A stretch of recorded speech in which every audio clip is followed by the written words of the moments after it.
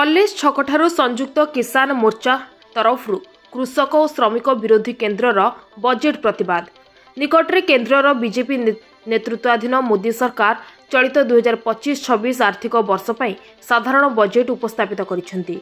पूर्व वर्ष मानक भली चलित थरर बजेट भी कृषक श्रमिक विरोधी तथा कॉर्पोरेट लुंठन पर उद्दिष्ट। एही बजेट रे कृषक मानक आय वृद्धि, ऋण छाड़, फसल बीमा और फसलर एमएसपी पई आईन आदि नहीं कौन घोषणा करिबारे सरकार विफल होइछंती। जहाकु नहीं आज 11टा बेले गजपति जिला पारलाखेमुंडी स्थित कॉलेज छकठारे सर्वभारतीय मंच संयुक्त किसान मोर्चा तरफरु विरोध प्रदर्शन करा जायछि।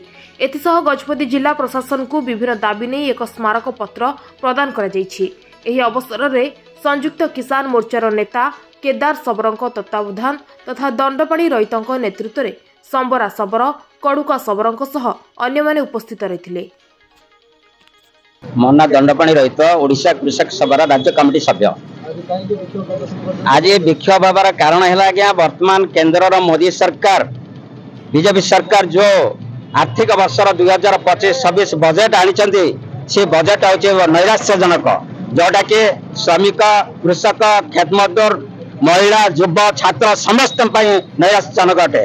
एणु तार प्रतिवाद संयुक्त किसान मोर्चा पक्षर जो डाकरा दिखाई केन्द्र से केन्द्र आज सारा भारत वर्ष एवं सारा ओडिशा आज ये विक्षोभ प्रदर्शन कर जो बजेट आनी से बजेट को पुड़ी पुड़ी पुड़ी पुड़ी दिगला।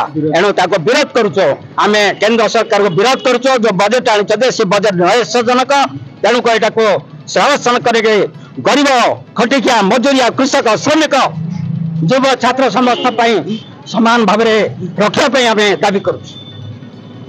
जन सुभाष चंद्र राव बीकेएमओ राज्य सभापति साथीगण, बर्तमान जो बजेट आसी नैराश्यजनक बजेट, चाषी मान कि नाही, चाषी मान कृषि ऋण छाड़ तो हो पारे ना एवं बड़ बड़ शिल्पपति मान लक्ष लक्ष कोटी ऋण छाड़ कराई एवं चाषी बेकारी अवस्था गुरुतर अवस्था पहुंची जाइए।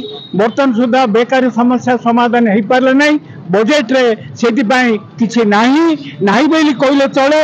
यही बड़ अवस्था रे चाषी विरोधी, श्रमिक विरोधी, छात्र विरोधी एवं चाकरी देवाई अन्य पदक्षेप नेबा कथे। बेकारी समस्या दूर हवा कथा, बेकारी समस्या दूर हो पारे ना। जे बेकारी मानक पाई मध्य, महिला मानक पाई मध्य, चाषी मानक पाई मध्य, कृषक मानक पाई मध्य बजेट रे प्राय किछि नाही बोली कहले चले।